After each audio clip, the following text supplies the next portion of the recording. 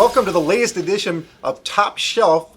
I know what you're thinking, it's been a while. We say that a lot about a lot of things these days. It's been a while. Like, it's been a while since the T-Birds have been involved in a prospects draft, but here's good news.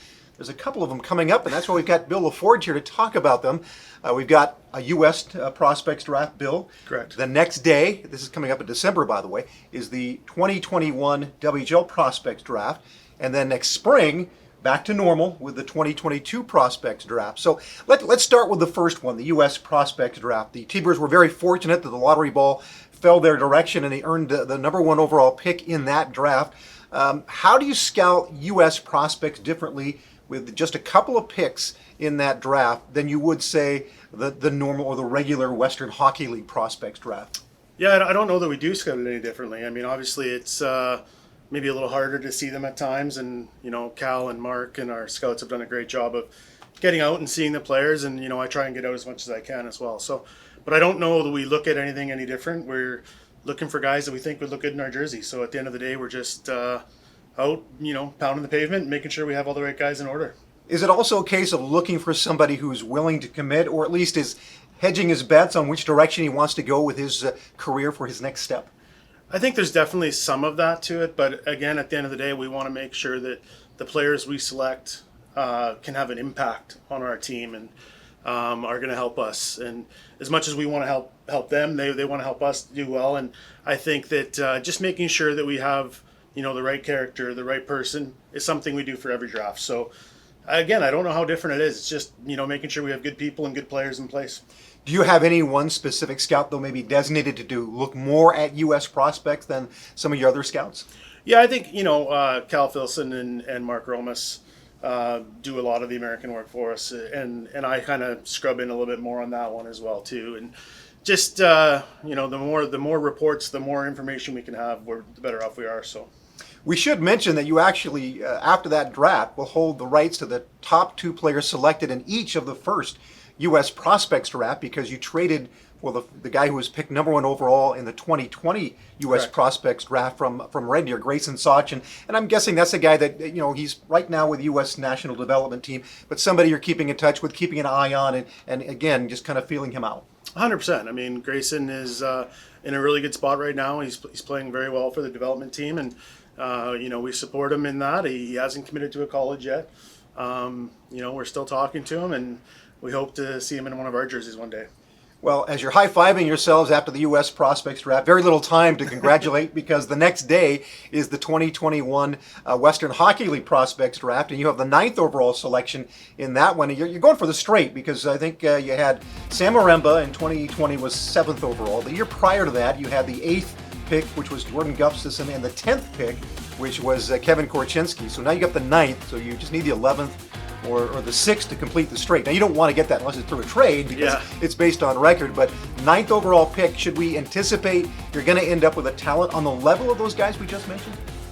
You know what? I think our scouts do a great job. So we have the guys in what we believe is the right order, and I'm really happy and excited to have that selection. And like you said, I think it's hopefully the last time our pick will be at that level for a long time. And our guys are out working hard right now, and I'm sure that we will make a selection that helps our team going forward.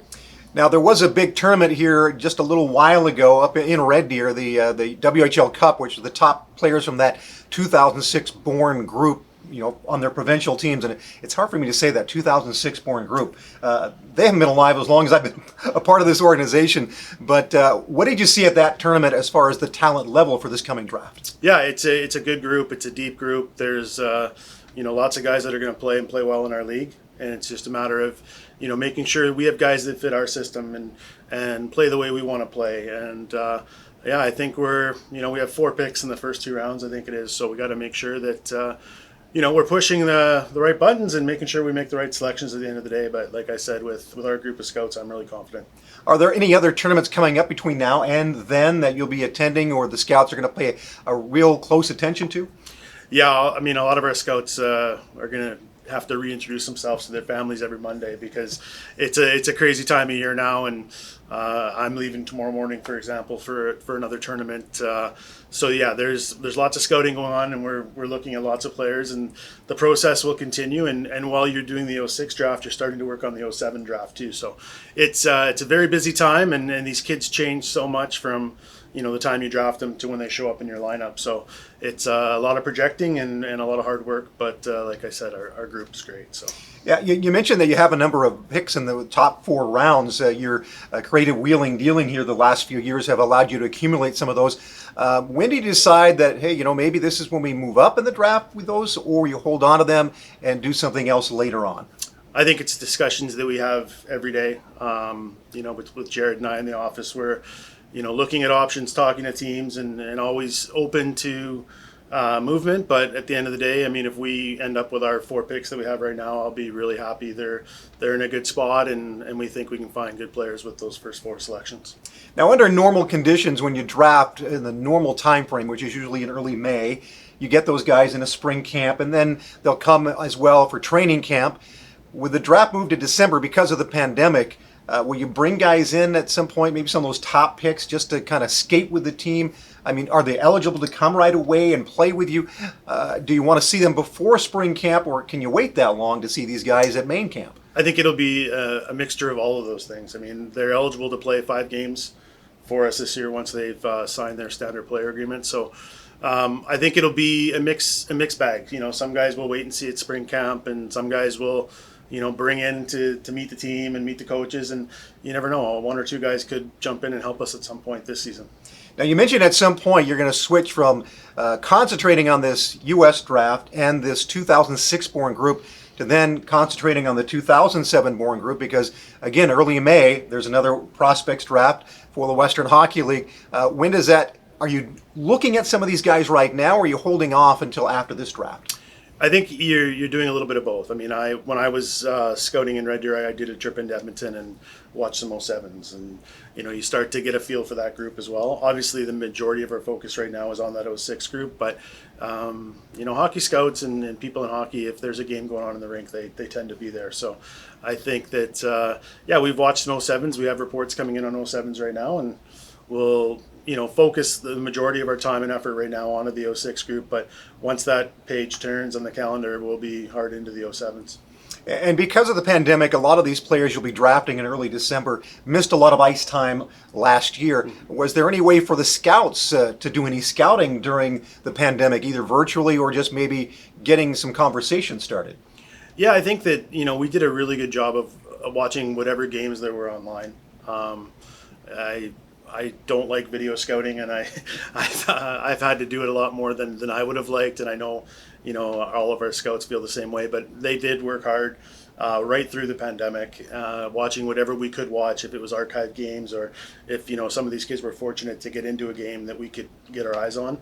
Our guys did a great job, and the other thing our scouts are really good at is they're part of the hockey community, so they know people, and they can find out what's going on and find out who's playing where, and they do a really good job of just being in the know. And like I said, I can't give them enough credit.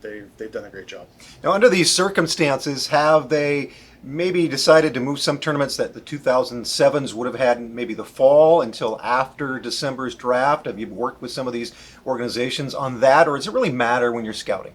Yeah, I mean, the part of it that matters is you just want to see them the most, like the majority of them in the smallest amount of time, and if you can get one of those showcase weekends, those are always effective. And I think the governing associations have been really good to try and make those opportunities available to us. And like I said, our guys are out there pounding the pavement every day. Well, how important is the draft? Just look at the current T-Birds roster. 14 players were selected in the last 4 drafts. You've got 3 players that were listed and a few players that were traded. So the bulk of that roster came through the WHL Prospects draft. That's the backbone of your team. That's how important these drafts are. Yeah, I mean, right from day one, we've kind of decided we were going to try and do it that way. We're going to build from from within, and with guys like Steven Gertzen doing our skills, and all the work that our guys do off the ice with the training and making sure these guys are working hard to develop every day. We felt that if we could have homegrown players, it was the way we were going to do this, and I think we're set up really well. And like I said, we have 4 picks this year in the first 2 rounds, and I think we have 4 picks in the next 3 years in the first 2 rounds. So we're set up that we should always have a good crop of young players ready to come in and help us, and we think that's the way to not only succeed now but continue to succeed in the future. Well, Bill, thanks for joining us to talk about these upcoming drafts, and look for future top shelf editions on the Thunderbirds website at seattlethunderbirds.com.